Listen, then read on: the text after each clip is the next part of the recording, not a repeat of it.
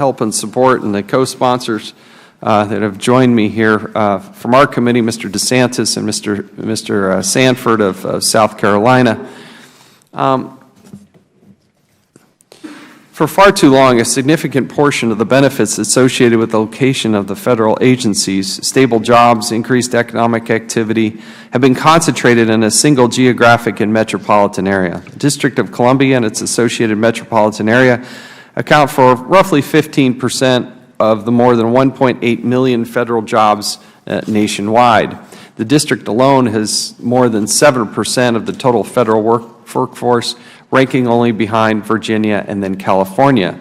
Federal jobs centered in the district are also among the most highly paid in the country, with these employees earning roughly 26% more than other similar federal jobs or federal employees.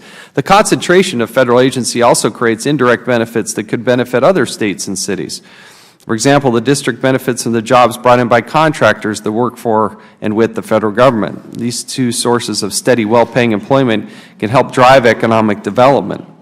The Washington metropolitan area has one of the lowest unemployment unemployment rates, and we see in the district and its metropolitan area the economic development associated with this strong thing. There's nothing opposed to having the economic development and growth in Washington, D.C., but I do believe conceptually and in my heart that if you want a government that's reflective of the people, they need to be closer to the people.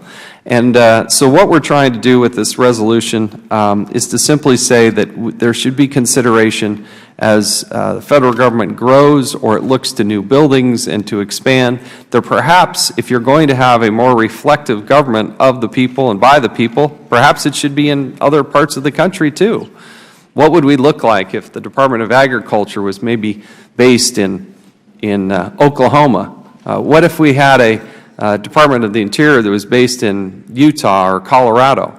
What if the Department of Transportation was based in Los Angeles, for instance, or Health and Human Services that might be in Atlanta? There are places other than just Washington, D.C., to house these government agencies. I can see where the security apparatus is probably best centralized here in the Washington, D.C., between Homeland Security, the Department of Justice, the Pentagon. I can understand that. But some of these other departments and agencies can be better reflection of our country by having them based in other places. And I understand that cabinet secretaries and the highest levels of people within the government that have a need to interact regularly with the OMB or with the White House would need to be housed here. But with nearly 2 million federal employees, perhaps we can also take time to see if they would be better dispersed around the headquarters around the country.